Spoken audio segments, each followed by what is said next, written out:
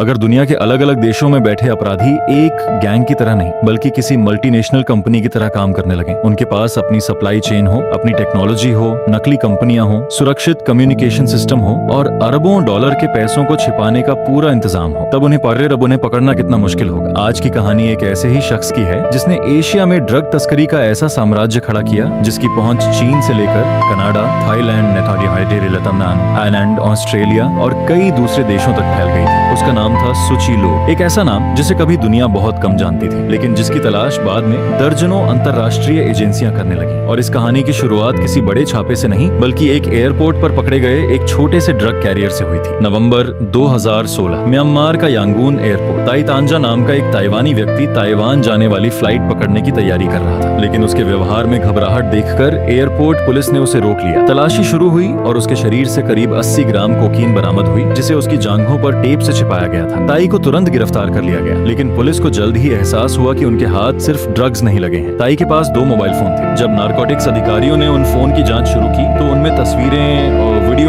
Message और social media की बातचीत मिली। इन डिजिटल सुरागों में एक ऐसा चेहरा बार बार सामने आया जिसने जांच की पूरी दिशा बदल दी। वह चेहरा था सू ची लो का। पुलिस को पता चला कि यह व्यक्ति एशिया में तेजी से फैल रहे एक विशाल ड्रग नेटवर्क से जुड़ा हुआ था। उसके नेटवर्क की गतिविधियां इतनी बड़ी थीं कि कई देशों की कानून प्रवर्तन एजेंसियों को एक साथ सक्रिय होना पड़ा। अब इस सवाल सिर्फ यह नहीं था कि ड्रग्स कौन पहुंचा रहा है, सवाल था इस पूरे साम्राज्य का मालिक आखिर कौन है। सू ची लो का जन्म 1963 में चीन में हुआ था। उसका बचपन ऐसे दौर में बीता जब चीन राजनीतिक और सामाजिक उथल पुथल से गुजर रहा था। विरोध प्रदर्शन, बंद होते स्कूल और अस्थिर माहौल उसके आसपास की जिंदगी का हिस्सा थे। इन परिस्थितियों ने उसके अंदर एक सोच पैदा की, अगर इस दुनिया में टिकना है तो ताकतवर बनना होगा। करीब 25 साल की उम्र में वह कनाडा चला गया। शुरुआत में उसकी जिंदगी बिल्कुल सामान्य दिखाई देती थी। वह अपनी मंगेतर और माता पिता के साथ कनाडा में बस गया और फूजी फिल्म तथा कोडक जैसी कंपनियों के साथ काम करने लगा। बाहर से वह एक सामान्य प्रवासी और नौकरी करने वाला व्यक्ति था, लेकिन अंदर ही अंदर उसकी जिंदगी एक अलग दिशा में बढ़ रही थी। कुछ समय बाद वह बिग सर्कल बॉयज नाम के आपराधिक संगठन से जुड़ गया। यह संगठन एशियाई संगठित अपराध से जुड़ा हुआ था और कनाडा समेत कई जगहों पर इसका नेटवर्क था। 1990 के दशक तक सू ची लो ने संगठन के भीतर अपनी पहचान बना ली। उस समय टोरंटो में कई आपराधिक समूह सक्रिय थे। कुछ गैंग हिंसा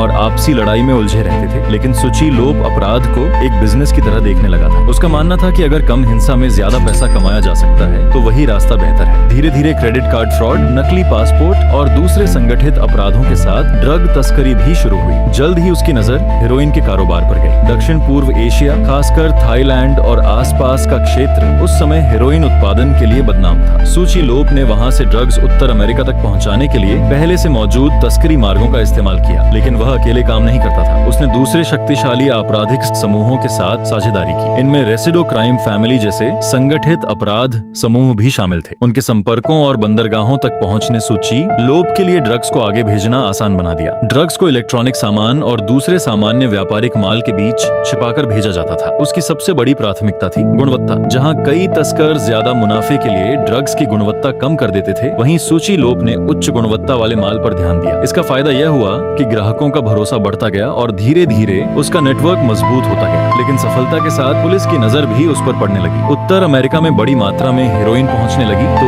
FBI, royal Canadian mounted police और स्थानीय एजेंसियों ने जांच शुरू की। अंडरकवर एजेंट्स और मुखबिरों को लगाया गया। जांच में पता चला कि ड्रग्स दक्षिण पूर्व एशिया से आ रही थी और इस पूरे नेटवर्क में सू ची लो की महत्वपूर्ण भूमिका थी। फिर उसने एक गलती की, वह हांगकांग चला गया। 1998 में एक मुखबिर से मिली जानकारी के आधार पर उसे गिरफ्तार कर लिया गया। अदालत में उसके खिलाफ सबूत पेश किए गए और अमेरिका में हेरोइन तस्करी के आरोप में उसे 9 साल की सजा सुनाई गई। लेकिन जेल उसके लिए सिर्फ सजा काटने की जगह नहीं बनी। वहीं उसकी मुलाकात ली चंग चेक से हुई। ली भी अंतर्राष्ट्रीय तस्करी के नेटवर्क से जुड़ा हुआ था। दोनों के बीच दोस्ती हुई और वे घंटों भविष्य की योजनाओं पर चर्चा करते। जेल के बाहर किसी को अंदाजा नहीं था कि इन दोनों के बीच बन रहा संपर्क आगे चलकर एक विशाल ड्रग नेटवर्क की नींव बनने वाला है। 2007 में सू ची लो जेल से बाहर आया। दुनिया अब पहले जैसी नहीं थी। हेरोइन की जगह सिंथेटिक ड्रग्स की मांग तेजी से बढ़ रही थी और सू ची लो ने इस बदलाव को पहचान लिया। सिंथेटिक ड्रग्स का उत्पादन हेरोइन की तुलना में अलग और कई मामलों में कम लागत वाला था। इसके लिए खेती के विशाल नेटवर्क की जगह लैब आधारित उत्पादन संभव था, यानी कम समय में बड़ी मात्रा में माल तैयार किया जा सकता था। सू ची लो को समझ आ गया कि ड्रग्स की दुनिया बदल रही है। 2011 के आसपास उसने अपना ध्यान गोल्डन ट्रायंगल की तरफ लगाया। म्यांमार, लाओस और थाईलैंड के आसपास का यह क्षेत्र दशकों से अवैध ड्रग उत्पादन के लिए जाना जाता था। जंगलों और सीमावर्ती इलाकों के कारण यहाँ काम करने वाले आपराधिक नेटवर्क के लिए छिपना आसान था। यहीं सुचिलोप ने अपना सबसे बड़ा सपना देखा, एक ऐसा अंतरराष्ट्रीय ड्रग नेटवर्क जो सिर्फ किसी एक गैंग पर निर्भर न हो बल्कि कई अपराधी संगठनों को एक ही सिस्टम में जोड़ दे। इसी सोच से शंघ कार्टेल का विस्तार शुरू हुआ। सुचिलोप ने हांगकांग और मकाऊ से जुड़े कई आपराधिक समूहों को अपने साथ जोड़ा। Big circle boys, Barnes union और ऑस्ट्रेलिया से जुड़े आपराधिक नेटवर्क भी इस गठजोड़ का हिस्सा बने। अलग अलग समूहों के पास अलग अलग ताकत थी। किसी के पास उत्पादन का नेटवर्क था, किसी के पास तस्करी के रास्ते, किसी के पास स्थानीय संपर्क और किसी के पास पैसा। सुचिलोप ने इन सबको एक ही सिस्टम में जोड़ दिया और यहीं उसका मॉडल पारंपरिक ड्रग गैंग से अलग होने लगा। वह ड्रग्स को सिर्फ बेचने पर ध्यान नहीं दे रहा था, वह पूरा सिस्टम बना रहा था। उत्पादन अलग जगह, सप्लाई अलग लोगों के हाथ में, ट्रांसपोर्ट अलग नेटवर्क के जरिए, पैसा अलग सिस्टम से घुमाया जाता और इन सब के बीच कम्युनिकेशन को सुरक्षित रखने की कोशिश की जाती। उसकी एक बड़ी रणनीति फिर वही थी, गुणवत्ता। उच्च गुणवत्ता वाले ड्रग्स की वजह से ग्राहक उस पर ज्यादा भरोसा करने लगे, ज्यादा ऑर्डर मिलने लगे और बढ़ते मुनाफे को नए उत्पादन केंद्रों और सप्लाई नेटवर्क में लगाया गया। लेकिन उसका सबसे बड़ा हथियार था कंसाइनमेंट की गारंटी। अगर कोई खेप रास्ते में पकड़ी जाती तो डीलर को दूसरी खेप देने की जिम्मेदारी लेने की बात की जाती। इससे डीलर्स का जोखिम कम हो गया और वे ज्यादा मात्रा में माल खरीदने लगे। यानी सुचिलोप सिर्फ ड्रग्स नहीं बेच रहा था, वह भरोसा बेच रहा था और यही भरोसा उसके नेटवर्क को तेजी से फैलाने लगा। ड्रग्स को जहाजों, विमानों और ट्रकों के जरिए अलग अलग देशों तक भेजा जाता। ऑस्ट्रेलिया, जापान और दक्षिण पूर्व एशिया के कई बाजार उसके नेटवर्क से जुड़ते गए। लेकिन पुलिस से बचने के लिए सिर्फ रास्ते बदलना काफी नहीं था, इसलिए कथित तौर पर नकली एक्सपोर्ट इंपोर्ट कंपनियां बनाई गईं। बाहर से ये कंपनियां सामान्य व्यापार करती दिखाई देती थीं, लेकिन इन्हीं वैध दिखने वाली शिपमेंट्स के बीच ड्रग्स छिपाए जा सकते थे। ग्रीन टी के पैकेट्स में सिंथेटिक ड्रग्स छिपाने जैसी तकनीकों का भी जांच में जिक्र सामने आया। इसके साथ साथ कम्युनिकेशन को सुरक्षित रखने पर भी जोर दिया गया। विशेष सॉफ्टवेयर, कोडेड संदेश और सीमित एक्सेस जैसी तकनीकों का इस्तेमाल किया गया ताकि नेटवर्क के सदस्यों की बातचीत आसानी से समझ में न आए। शिपमेंट की निगरानी के लिए जीपीएस जैसी तकनीक का भी इस्तेमाल किया जाता था। जरूरत पड़ने पर रास्ते बदले जा सकते थे। डिजिटल सुरक्षा के लिए विशेषज्ञों की मदद ली जाती थी। यह एक ऐसा आपराधिक नेटवर्क बन चुका था जो आधुनिक टेक्नोलॉजी और पुराने अपराधी संपर्कों को एक साथ इस्तेमाल कर रहा था। लेकिन अब एक और सवाल था, इतने बड़े पैमाने पर कमाए गए पैसों को आखिर छिपाया कैसे जाए? यहीं से शुरू हुआ मनी लॉन्ड्रिंग का खेल। ड्रग्स से आया काला पैसा सीधे इस्तेमाल करना खतरनाक था, इसलिए casino, tour operators, real estate और दूसरे वित्तीय रास्तों के जरिए पैसों को घुमाने की कोशिश की गई। कसिनो से जुड़ी वित्तीय व्यवस्थाएं इस काम में उपयोगी साबित हो सकती थी। पैसा एक जगह जमा होता और दूसरे देश में उसी व्यवस्था के जरिए जुए में इस्तेमाल किया जाता। इस तरह बड़ी मात्रा में नकदी को सीधे सीमा पार ले जाने की जरूरत कम हो सकती थी। सुचिलोप को जुआ खेलने का भी शौक बताया गया, यहाँ तक कि एक रात में उसके लगभग 60 मिलियन यूरो तक हारने की रिपोर्ट सामने आई। लेकिन जुए से अलग उसका पैसा रियल एस्टेट में भी लगाया गया। महंगी संपत्तियां खरीदी गईं, कुछ बेची गईं और कुछ किराए पर दी गईं। बाद में डिजिटल एसेट्स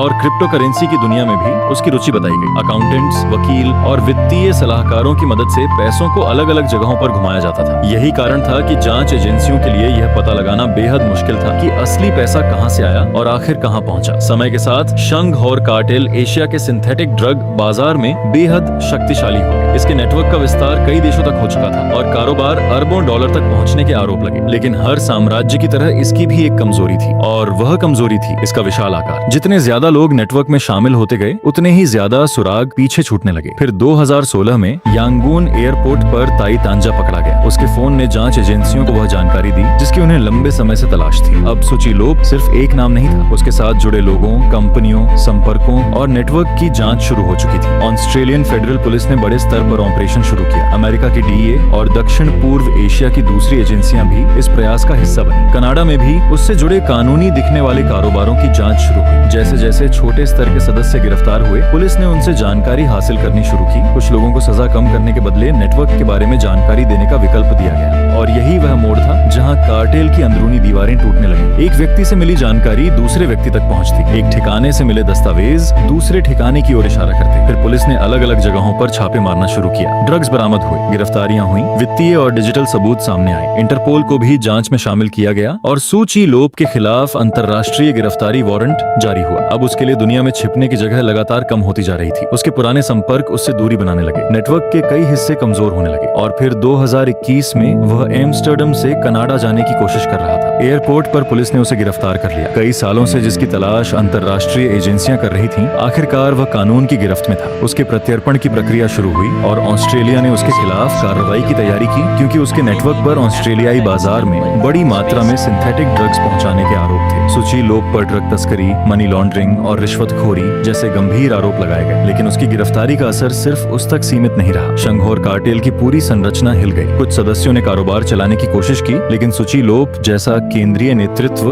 और रणनीति उनके पास नहीं थी। नेटवर्क कमजोर पड़ने लगा, सप्लाई में बाधा आई और बाजार में खाली जगह पैदा हो गई। और अपराध की दुनिया में खाली जगह ज्यादा समय तक खाली नहीं रहती। दूसरे आपराधिक समूह उस बाजार पर कब्जा करने के लिए आगे आए। उनके बीच प्रतिस्पर्धा बढ़ी और कई जगह हिंसा भी बढ़ी। यानी एक बड़े कार्टेल को तोड़ने के बाद भी समस्या खत्म नहीं हुई, सिर्फ उसका रूप बदल गया। सुची लोप की कहानी इसलिए महत्वपूर्ण है क्योंकि यह सिर्फ एक ड्रग लॉर्ड की कहानी नहीं है। यह दिखाती है कि आधुनिक संगठित अपराध कितना बदल चुका है। आज अपराध सिर्फ बंदूक और गैंग वॉर तक सीमित नहीं है। अपराधी नकली कंपनियां बना सकते हैं, अंतर्राष्ट्रीय व्यापार का इस्तेमाल कर सकते हैं, डिजिटल कम्युनिकेशन को सुरक्षित कर सकते हैं, आधुनिक तकनीक का सहारा ले सकते हैं और अलग अलग देशों के नेटवर्क को एक साथ जोड़ सकते हैं। सुची लोप ने इसी मॉडल को अपनाकर एक ऐसा साम्राज्य खड़ा किया जो कई वर्षों तक कानून की नजरों से बचता रहा, लेकिन अंत में उसके साम्राज्य को किसी बड़ी गोलीबारी ने नहीं गिराया। उसे गिराया कुछ छोटे छोटे सुरागों ने। एक एयरपोर्ट की तलाशी, एक ड्रग कैरियर, 2 मोबाइल फोन, कुछ तस्वीरें, कुछ संदेश और फिर उन्हीं लोगों की गवाही जो कभी उसके नेटवर्क का हिस्सा थे। यही इस कहानी का सबसे बड़ा सबक है। कोई भी नेटवर्क कितना भी बड़ा हो, कितना भी पैसा हो, कितनी भी टेक्नोलॉजी हो, उसे इंसानों के जरिए ही चलना पड़ता है और इंसान से गलती हो सकती है। सुची लोप ने अपराध को एक कंपनी की तरह संगठित करने की कोशिश की। उसने सप्लाई चेन बनाई, ग्राहक बनाए, नेटवर्क बनाए और करोड़ों अरबों डॉलर का कारोबार खड़ा किया। लेकिन जिस नेटवर्क को उसने दुनिया की पुलिस से बचाने के लिए बनाया था, आखिरकार वही नेटवर्क उसके खिलाफ सबूतों का सबसे बड़ा स्रोत बन गया। एक समय ऐसा था जब उसके नाम के पीछे करोड़ों डॉलर और दर्जनों देशों में फैला नेटवर्क था, लेकिन अंत में उसके सामने सिर्फ एक सवाल बचा था, क्या कोई इंसान कानून से हमेशा के लिए बच सकता है? सुची लोप की कहानी का जवाब साफ है, नहीं। क्योंकि अपराध कितना भी संगठित क्यों न हो, उसका कोई न कोई निशान जरूर छूटता है और कभी कभी